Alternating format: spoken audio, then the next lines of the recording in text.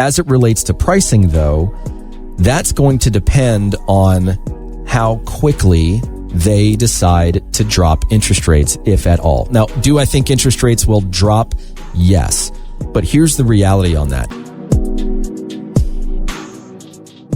Welcome back, folks, as the Brian Beatty Real Estate Show continues here on the Big Talker 1250 WTMA and WTMA.com. This is the point in the show where I always just like to say thank you for listening to this show and for relying on this information to help shape your understanding of this market so that you can make informed decisions. That's what the show is all about. I've been doing it for 10 years.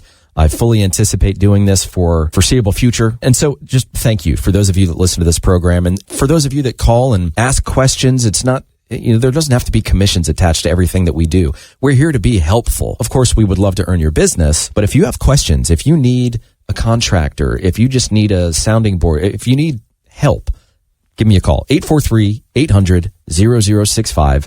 That's 843-800-0065. Of course, our website, listingsincharleston.com, listingsincharleston.com, or send me an email, brian@brianbeattyteam.com.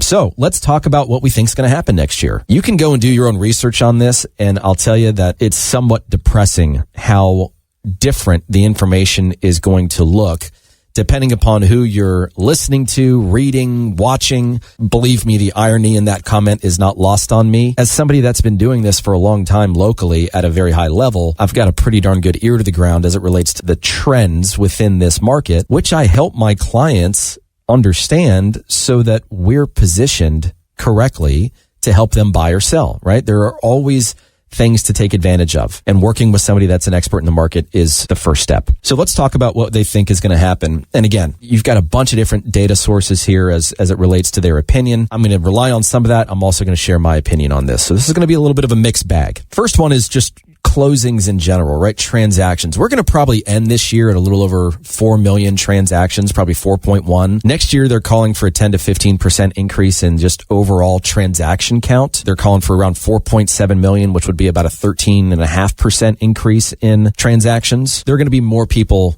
moving, right? Now, part of that, if you think about it, when you buy a house and you live in it as your primary residence for at least 2 out of the 5-year period, or for at least 2 consecutive years, you avoid capital gains. And at least as of right now, and this is going to be an unknown with regard to the political climate that we're in and changes that might occur not only between now and the election, but of course after the election, are going to be that at least for right now, if you're a married couple, you have up to $500,000 in capital gains that are tax-free. I mean, that's a huge chunk of money. If you're single, it's $250,000. I hope that stays. That's a huge benefit for the folks that have owned their homes here locally for at least 2 years, because depending upon the price range of your home, you might have seen a significant, multiple $100,000 increase in the value of your home. Charleston's an expensive place to live. Now, of course, we have affordable areas, but you go to, Mount Pleasant, or you go to downtown Charleston, or you go to Isle of Palms or Sullivan's. I mean, we're talking, $1 million to get into that market in many instances. Of course, it's possible not to spend $1 million, but it's realistic that if you've got $1 million, those are the areas that you're looking in. So we are, I think, going to see more transactions next year. As it relates to pricing, though, that's going to depend on how quickly they decide to drop interest rates, if at all. Now, do I think interest rates will drop? Yes. But here's the reality on that. If they drop it too quickly, it's just going to set the market on fire again. It's going to be like pouring gas on the fire. Ultimately happen is that they will have wiped out any traction that they've gained over these past 20 months as they've been, slowly increasing interest rates, right? Because people are extremely interest rate conscious and payment conscious right now. Every time there's a movement downward in interest rates, we see people hop off the fence and transact. And when they go up, they jump right back on the fence. You know who's really hurting right now are lenders. I mean, obviously real estate agents too, just because of the very nature of the number of transactions that are out there in relation to the number of people that decided to get their real estate license. I mean, we're bloated, right? We have a lot of people doing this on both sides, on the real estate agent side and then on the lender side, the loan officer side. Well, a lot of these lenders are creating very enticing incentives to help keep these transactions going. Things like 2-1 rate buy downs, meaning for the first year, your interest rate's 2% lower than what it would be right now. The next year, it's 1% lower than it would be right now. And then, of course, on the third year, it resets to what you would typically have locked in at without that incentive. And of course, the hope is that interest rates come down enough for you to refinance, and they'll refinance you at no cost. Or I've got lenders that for some buyers that make a decent income but just don't have a lot of cash. All you have to do is bring 1% to the table and they'll bring the other 2%. There are incentives out there, programs out there that are designed to help folks get into home ownership. What I think a lot of people wait on, of course, is for interest rates to drop so that the affordability increases. Now, that might just be a function of what they can afford. That makes a lot of sense. If it's speculative in nature, though, just understand that a lot of these lenders will refinance you for free because they want to stay in business, right? They want to stay in business. As it relates to home prices, though, I think that for the most part, they're going to remain unchanged. They're going to go up a little bit in some areas. They're going to come down a little bit in some areas. When markets stalemate, usually the luxury market gets hit first. And then, of course, you've got the first-time home buyers that still can't afford to purchase right now. I think the good news for them is that I think rents are going to come down a little bit. I think that all these massive increases that we've seen in rents locally, I think that's going to slow down next year. That could also be thrown into a bit of a tailspin if all these folks that bought properties to use as a short-term rental have one of two things happen. Number one, obviously the property just isn't generating the kind of income they thought it was going to generate. The demand isn't there like they thought it was going to be. If they got something called a DSCR loan, which is a debt service coverage ratio loan, which is like a commercial product that used to be used for resorts, those have payments that, or interest rates that reset every 3 to 5 years. Well, I think a lot of those properties are going to start having their interest rates get reset. And when those payments increase substantially, it's not going to make sense to keep it as a short-term rental. Maybe not even make sense to keep it as a long-term rental, right? There's a bit of a conspiracy theory of sorts that the STR market and everything that's happened look at Folly Beach. Look at what happened to Folly Beach and that market when they put a cap on the number of people that could short-term rent their properties. It sent the market in a bit of a tailspin.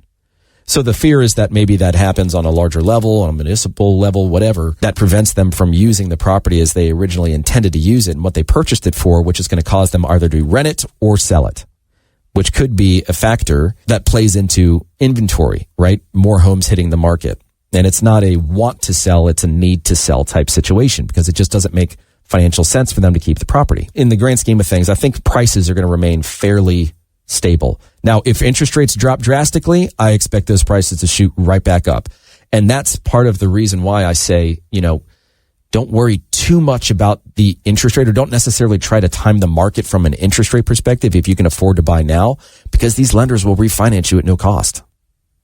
They're desperate for that business. They're desperate to stay in business. I think that as it relates to us here locally, we are still going to see a large migration of people to southeastern states, to the South Atlantic region of our country, or they're going to move to the Midwest because it's just more affordable. And you are going to have plenty of folks that move from Charleston, maybe to the upstate or maybe to the Midwest or just somewhere else because, let's be honest, the Charleston that they grew to love and have lived in for 10, 15, 20 plus years just isn't the same.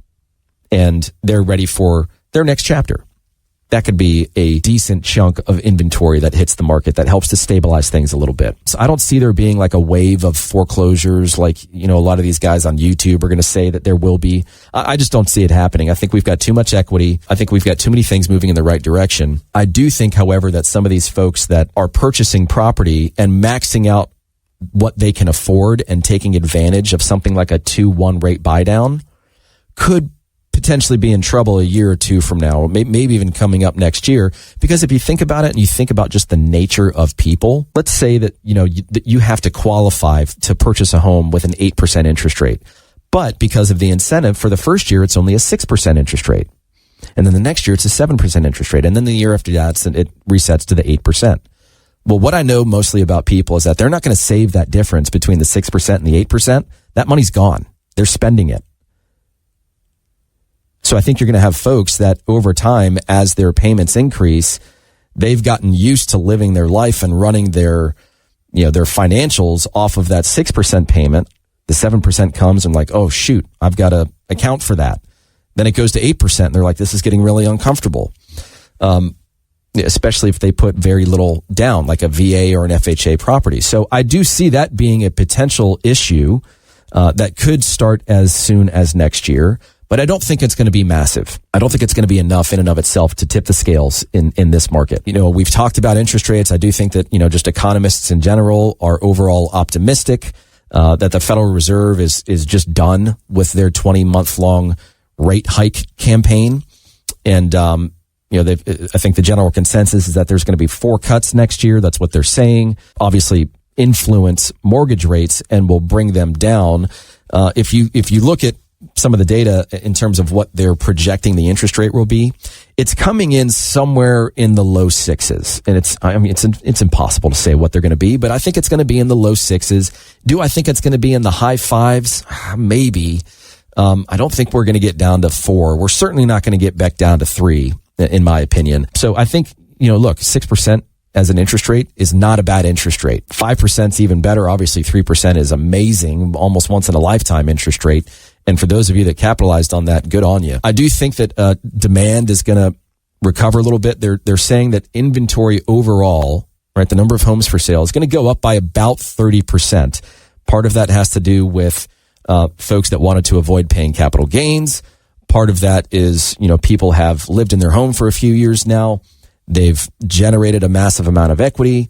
Maybe they moved here from somewhere else and they realize this just isn't really where I want to be. And so they're going to relocate to somewhere else within Charleston or somewhere close by. And so I think that we're going to have plenty of transactions next year. I think that we're going to be a kind of a bit of a watered down version of this year.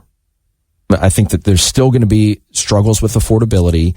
I think that the agent that you hire absolutely matters a lot right now. I mean, it's imperative, in my opinion, that you work with somebody that has experience, that has a tried and true marketing plan, and that has creative deal structuring at their fingertips. They know how to make things work. They've got creative solutions for you outside of just being viewed as a traditional facilitator of a transaction. I'm going to talk a little bit more about this, but we're going to take a quick break. Stick around for the last few minutes of the Brian Beatty Real Estate Show right here on the Big Talker, 1250 WTMA and WTMA.com. And remember, if you're thinking about buying or selling now, next year, we're here to help. We'd love to earn your business. Our number is 843-800-0065. That's 843-800-0065. Or check us out online at listingsincharleston.com. That's listingsincharleston.com. Stick around, folks, for the last few minutes of the Brian Beatty Real Estate Show. Visit Brian Beatty's website at listingsincharleston.com.